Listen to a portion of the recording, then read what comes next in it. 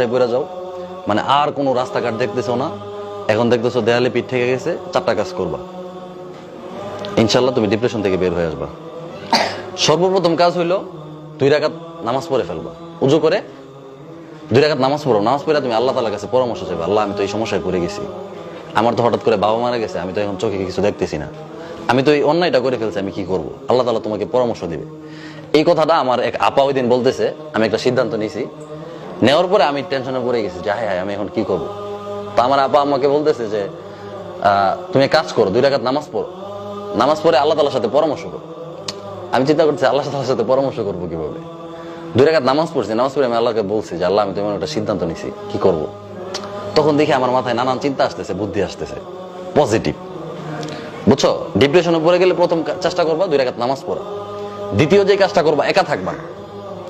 হ্যাঁ, ধরো তুমি একটা খারাপ পরিস্থিতি পড়ে গেছো, রুমে দরজা টরজা বন্ধ করে একদম হায় হায় আমার সাথে এটা কি হয়ে গেল, তখন তোমার মাথায় খারাপ চিন্তা আসবে।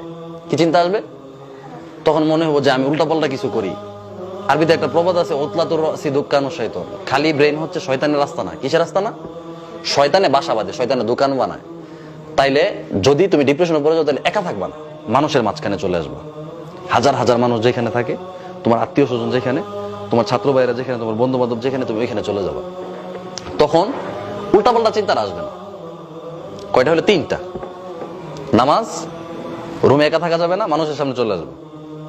এরপরে যে কাজটা, যারা বড়, তোমার চেয়ে বয়সে বড়, তোমার চেয়ে বুদ্ধিতে বড়, জ্ঞানে বড়, হ্যাঁ, তোমার উস্তাদ, তোমার বাবা মা, ভাই বোন, তোমার যারা বড়, তোমার যারা গার্ডিয়ান, তাদের কাছ থেকে পরামর্শ নিবা যে আমি তো এই খারাপ পরিস্থিতিতে পড়ে গেছি, এখন কি করবো, এখান থেকে বের হবো কিভাবে। তারা যখন একটা পরামর্শ দিবে, তখন তোমার মাথায় মানে খারাপ চিন্তা আসবে না, শয়তান বাসাটা বাঁধতে পারবে না। কথা বুঝছো? আর তোমার মাথায় যদি কেউ পরামর্শ না দেয়, তাহলে তোমার মাথায় নেগেটিভ চিন্তা আসবে, খারাপ চিন্তা আসবে, উল্টাপাল্টা চিন্তা আসবে। এই কথা বুঝতে পারছো? এই 4টা কাজ করতে পারবা?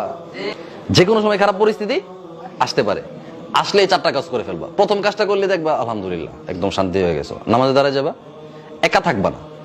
ঠিক আছে? যদি বাবা মারা যায় বা মা মারা গেছে, বা তুমি এমন একটা ভুল করে ফেলছো, হ্যাঁ, তো এখন কি করবা আর বুঝতেছো না, তুমি রুমে দরজা টরজা বন্ধ করে একা থাকবা না, মানুষের সামনে চলে যাবা। হ্যাঁ, তোমার ছাত্র ভাইরা যেখানে সবাই একসাথে আছো, বা তোমার বন্ধুরা যেখানে, ওইখানে চলে যাবা। লাস্টের কাজটা কি?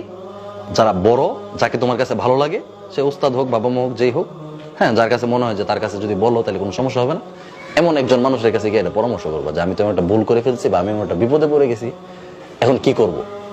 তো উনি পরামর্শ দিলে দেখবো তোমার চিন্তা আসবে, বা তোমার অনেক আসান হয়ে যাবে, এই সমস্যা থেকে তুমি বের হয়ে আসার সুযোগ পাওয়া যাবে, আল্লাহ তাআলা তোমাকে ব্যবস্থা করে দেবে। পারবা? বিপদ তো যে কোনো সময় আসতে পারে, ঠিক না? তোমার জীবনে বিপদ, আমার জীবনে অনেক বিপদ গেছে, তো তোমাদের বিপদ আসবে না? আসবে। আসলে বিপদ আসলে হায় হায় আমি তো বিপদে পড়ে গেছি, এখন শেষ, আমার জীবন শেষ, এমন না বিষয়টা। এমন যে আমি বিপদে পড়ে গেছি, এখন কি করব। অনেকে আছে বোকা, দরজা মরজা লাগাই থাকে, পরে শয়তানে এসে আত্মহত্যা করে যে আত্মহত্যা করে সে কোথায় যায়? জাহান্নামে যায়। আত্মহত্যাকারীর কোনো মাফ আছে? সে ডাইরেক্ট জাহান্নামে যাবে। আত্মহত্যা করার সময় মৃত্যুর আগে যে যন্ত্রণাটা হয়েছে, এই যন্ত্রণা সারা জীবন, মানে কিয়ামতের পরে আর কোনো মৃত্যু নাই, আমৃত্যু সে এই যন্ত্রণা উপভোগ করবে। কষ্ট না অনেক? মৃত্যুর আগের কষ্টটা, এই কষ্টটা সে সারাক্ষণ পাইতে থাকবে, এরকম শেষ নেই। তো শয়তান নানান খারাপ পরামর্শ দিবে, তো শয়তানকে পরামর্শ দেওয়ার সুযোগই দিবা না, রুমে একা থাকবা না। খারাপ লাগতেছে, সবার সামনে চলে যাবা। খারাপ লাগতেছে, নামাজ পড়বা। খারাপ লাগতেছে, বড়দের পরামর্শ নিবা। বুঝছো? মনে থাকবে সবার?